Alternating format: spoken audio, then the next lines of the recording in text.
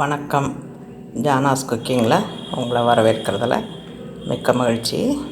வெயில் காலம் வந்துட்டாலே நம்ம அதை எப்படியெல்லாம் யூஸ் பண்ணுறதுங்கிறத பார்ப்போம். வீட்டில் வத்தல் போடுறது, வடகம் போடுறது, மாவுகள்லாம் தயார் பண்ணுறது, இன்னும் நிறைய. அந்த வகையில் இன்றைக்கி நம்ம பார்க்க போகிறது இதுவும் அத்தியாவசியமான ஒன்று தாங்க. வீட்டிலையே சீயக்காய் பொடி எப்படி அரைக்கிறதுங்கிறத நம்ம இப்போ பார்க்கலாம். சீயக்காய் அரைக்க தேவையான பொருள்லாம் என்னென்னு பார்த்துடலாம். இதில் நான் 2 கிலோ சீயக்காய் எடுத்திருக்கேன். அதுக்கு 400 கிராம் பூந்திக்கொட்டை.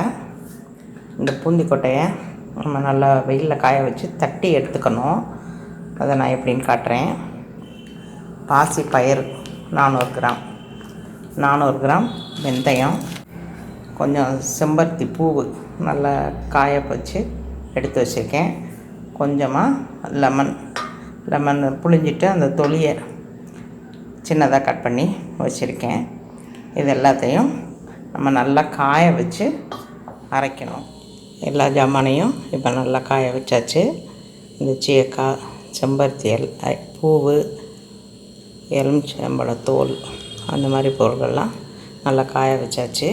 இந்த வெந்தயம், இந்த பாசிப்பயிறு, இந்த பூந்திக்கொட்டையும் நல்லா உடச்சி எடுத்து நம்ம காய வச்சு எடுத்து வச்சிட்டோம். இதை எல்லாத்தையும் நம்ம சேர்த்து விசிலில் அரைக்க கொடுத்துடலாம். பூந்திக்கொட்டையை இந்த மாதிரி நல்லா வெயிலில் காய வச்சு நல்லா ஏதாவது சுத்தியல், சின்ன சுத்தியல் அது மாதிரி ஏதாவது வச்சு தட்டினோன்னா இந்த மாதிரி வந்துடும். இதை நம்ம எடுத்துக்கணும் அரைக்கிறதுக்கு. இது வேஸ்ட்டு தாங்க. இதை நம்ம தூக்கி போட்டுடலாம். இது தேவையில்லாத ஒன்று. இதை எடுத்து போட்டுடலாம். இதெல்லாம் வச்சு இப்போ நம்ம எப்படி அரைச்சிட்டு வரலாங்கிறத பார்க்கலாம். இதெல்லாம் இதில் சேர்த்துடலாம்.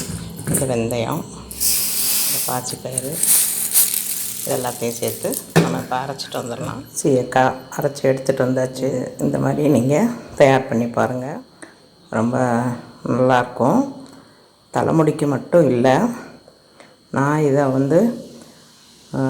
வீட்டில் பூஜை சாமான்லாம் ரொம்ப எண்ணெயாக இருக்கும், அதை கழுவுறதுக்கும் நான் இதை உபயோகப்படுத்துகிறேன்.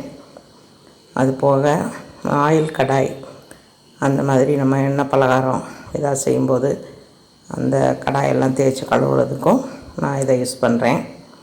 ரொம்ப நல்லாயிருக்கும். அது செஞ்சு பார்த்துட்டு உங்களோட கமெண்ட்ஸ் எல்லாம் எனக்கு போஸ்ட் பண்ணுங்கள். மறுபடியும் நான் இன்னொரு ரெசிபியில் உங்களை சந்திக்கிறேன். நன்றி, வணக்கம்.